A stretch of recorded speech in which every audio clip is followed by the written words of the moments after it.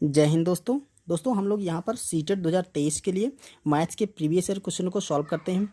तो आज के इस वीडियो में हम लोग देखने वाले हैं 3 क्वेश्चन जो कि पुराने पेपरों से हमने लिए हैं।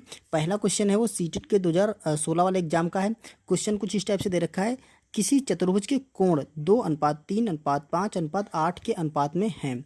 इसके सबसे बड़े कोण के समपूरक तथा सबसे छोटे कोण के पूरक कोण का योग क्या होगा। दोस्तों यहाँ पर उसने कहा है कि एक चतुर्भुज है जो कि किस टाइप का है, ये भी यहाँ पे देखिए उसका जो कोण है उसके 2, 3, 5 और 8 के अनुपात में मान है। ठीक है, और इसके सबसे बड़े कोण जो इसका सबसे बड़ा वाला कोण होगा, देखिए जो 8 अनुपात है ये सबसे बड़ा वाला कोण होगा और 2 अनुपात है ये सबसे छोटा वाला कोण होगा। इसके समपूरक सबसे बड़े कोण के समपूरक, ठीक है, और सबसे छोटे कोण के पूरक कोण का योग क्या होगा। अब यहाँ पर एक तो समपूरक वर्ड आया है, दूसरा पूरक आया है, तो इन दोनों को हम डिस्कस करेंगे ये क्या होता है। तो चलिए सबसे पहले देखते हैं। देखिए मान लो चतुर्भुज कुछ इस टाइप से कैसा भी होगा, ठीक है, कैसा भी होगा, हमसे नहीं मतलब है कैसे होगा। तो इसके जो कोण कह रहा है वो है 2, 3, 5 और 8 के अनुपात में। तो हमें एक चीज़ यहाँ पे चतुर्भुज के बारे में एक चीज़ पता होती है कि चतुर्भुज के सभी जो कोण होते हैं उनका योगफल 360 अंश होता है। अब देखिए ये कोण 3, 5 और 8 के अनुपात में है। ठीक है, तो हम जब कोई चीज़ रेशियो में दे रखी होती है तो उसे हम एग्जैक्ट वैल्यू बनाने के लिए उसमें से कांस्टेंट लगाते हैं। जैसे पहला कोण है 2x, तो 2 है तो इसको हम मान लेते हैं 2x है। ठीक है, पहला वाला कोण 2x है। ठीक है, दूसरा कोण इसका हो जाएगा 3x, 3 अनुपात में है। तीसरा कोण 5 अनुपात तो इसे हम 5x लिख देंगे। फिर चौथा कोण 8 अनुपात में तो इसको 8x लिख देंगे। ठीक है, अब ये अलग अलग कोण है, मान लेते ये जो भी होंगे अलग अलग कोण हैं वो 2, 3, 5 और 8 के अनुपात में है, तो उन्हें फिक्स वैल्यू में मान लिया। अब उसने कहा है कि देखिए हमें ये पता था सभी कोणों का योगफल 360 होता है, तो इन सबको अगर हम जोड़ दें, ठीक है, इन सबको अगर हम जोड़ दें तो चतुर्भुज के चारों कोण हैं इनका योगफल कितना हो जाएगा, 360 हो जाएगा। ये बात क्लियर, क्योंकि ये रूल होता है। अब देखिए इन सबको जोड़ करके हमें एक्स की वैल्यू निकाल लेंगे। तो देखो पहला वाला जो है ये 8 है, 8, 5, 13, 13 और 3, 3, 16 और 16, 2 आपका 18 हो जाएगा। फिर ऐसे उठिए 8 और 2, 10, 10, 5, 15, 15, 3, 18, तो ये हो जाएगा आपका 18x। तो ये बराबर हो जाएगा 360 अंश। अब यहाँ से हम x की वैल्यू निकाल लेंगे, तो ये देखिए x इसके साथ में है तो इधर जाएगा तो नीचे बैठेगा, तो ये 360 के नीचे चला जाएगा आपका 18। इसको कट करते हैं तो 18 से काटे 18 दूनी 36, तो बेसिकली जो x की वैल्यू आ गई वो 20 अंश आ गई। तो इसके जो चारों कोण हैं, ठीक है, जो चारों कोण है वो देखिए 2 अनुपात में था, 3 अनुपात में, 5 और 8 के अनुपात में। तो ये हम x की वैल्यू निकाल करके एक देखिए x की वैल्यू 20 निकली है। ठीक है, तो ये 20 जिस भी कोण का मान ज्ञात करना होगा वो हम निकाल लेंगे। अब उसने कहा है इसके सबसे बड़े कोण के समपूरक। तो सबसे बड़ा कोण देखिए यहाँ पर लिखते हैं, सबसे बड़ा कोण, जो सबसे बड़ा कोण है वो देखिए 8 अनुपात में है ना, तो जिसका अनुपात बड़ा वही सबसे बड़ा कोण है। तो ये 8x है, 8x, तो इसका मान क्या हो जाएगा, x की जगह हम 20 रखेंगे ना, तो 8 और 20 की मल्टीप्लाई करेंगे, यहाँ पे लिख देंगे 8 गुणा 20, तो ये बराबर हो जाएगा 8 दूना 16, 160 अंश। तो जो सबसे बड़ा वाला कोण होगा 160 अंश होगा। अब सबसे सॉरी दोस्तों यहाँ पे बड़ा लिखना भूल गए, यहाँ पर सबसे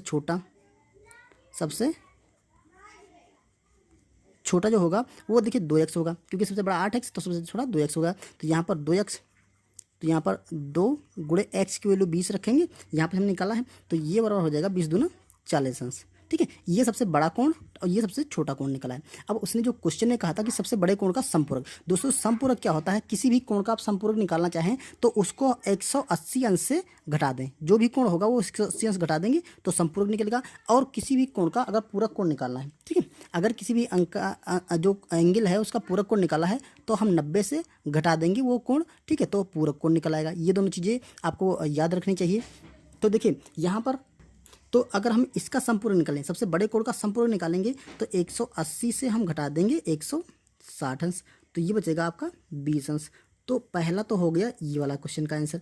दूसरा कह रहा था सबसे छोटे कोण का पूरक कोण, तो ये सबसे छोटा कोण ये है, तो इसका पूरक कोण मतलब हम 90 से घटा देंगे, 90 से 40 घटाएंगे तो ये हमारा निकलेगा 50 अंश। ठीक है, तो एक तो आ जाएगा हमारा 20 अंश, दूसरा आएगा 50 अंश। ये हमारा इस क्वेश्चन का आंसर हो जाएगा। तो दोस्तों यहाँ पर हम लोगों ने क्या सीखा, जो संपूरक कोण होता है वो 180 से घटाने पर निकलता है और जो पूरक होता है वो 90 से घटाने पर निकलता है। जिस भी कोण का हमें संपूरक निकालना होगा तो उस कोण को हम 180 से घटा देंगे, जिस किसी कोण का पूरक कोण निकालना होगा उसे हम 90 से घटा देंगे। ओके, ये चीज़ क्लियर हो गई। और दोस्तों ये भी जरूर याद रखना है कि जो कोण होते हैं, जो चतुर्भुज होता है उसके सारे कोणों का योगफल 360 होता है, और जो त्रिभुज होता है उसके सारे कोणों का योगफल 180 अंश होता है। क्लियर, चलिए अब अगला क्वेश्चन करते हैं। देखिए यहाँ पर जो क्वेश्चन दे रखा है वो कह रहा है 19,995 प्राप्त करने के लिए ये दे रखा है 9,599, 9,995 और 9,995 सॉरी 5,995 के योग से क्या घटाना होगा।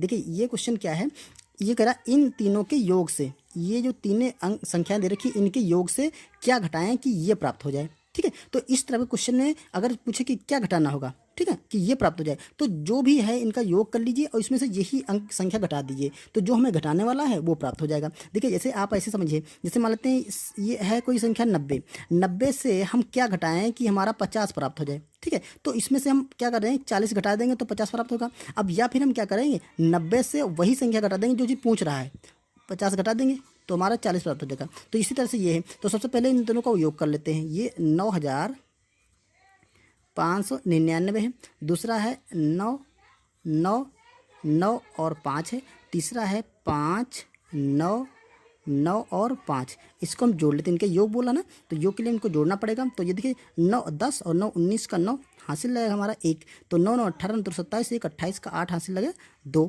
तो 9 9 18 18 2 20 और 5 25 का 5 हासिल लगेगा 2, तो 9 9 18 18 2 20, ठीक है, और 20 5 25, तो ये हो जाएगा आपका 25,589।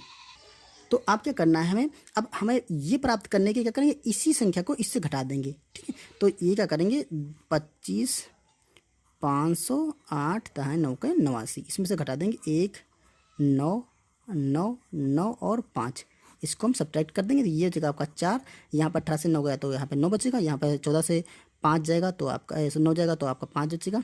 ठीक है, यहाँ पर फिर से 4 बचेगा, तो यहाँ पर 14 से 9 जाएगा तो आपका फिर से 5 बच जाएगा, यहाँ पर 1 से 1 जाएगा 0 बचेगा, तो हमारा आंसर हो जाएगा 5,594। मतलब अगर इसके योग से हम 5,594 घटा दें तो हमारा बच जाएगा 19,995। ओके, तो दोस्तों यही हमारे इस क्वेश्चन का आंसर हो जाएगा। चलिए अगला क्वेश्चन देखते हैं।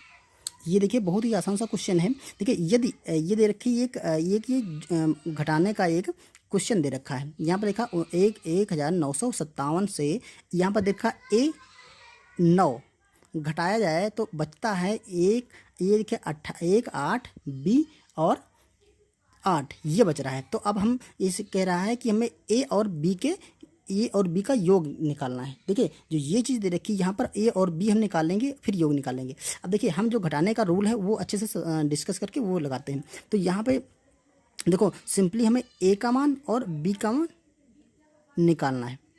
देखो यहाँ पर पहले तो यहाँ पे 7 है, ठीक है, तो 7 से 9 नहीं घटाएगा तो हमें पता है कि यहाँ से हम एक हासिल लेके जाएंगे, तो यहाँ हो जाएगा 17, 17 से 9 जाएगा तो 8 बचेगा, ये बात क्लियर है। अब यहाँ पर देखिए यहाँ पर बचेगा 4, तो यहाँ पर 4 से हमें ए घटाया गया है तो बचा है बी।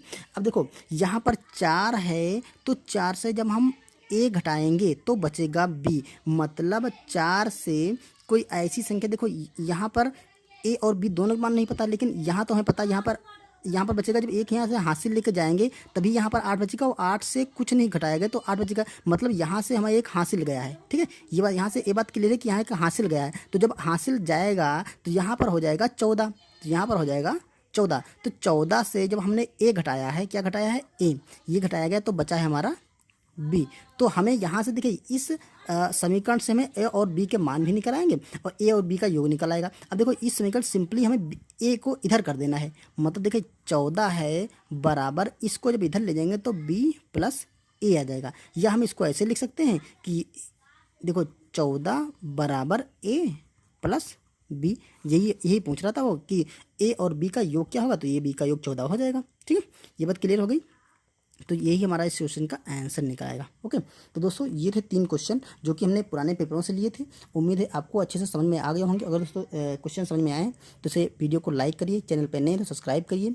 ठीक है, मिलते हैं नेक्स्ट वीडियो में नेक्स्ट क्वेश्चन के साथ, तब तक के लिए थैंक यू।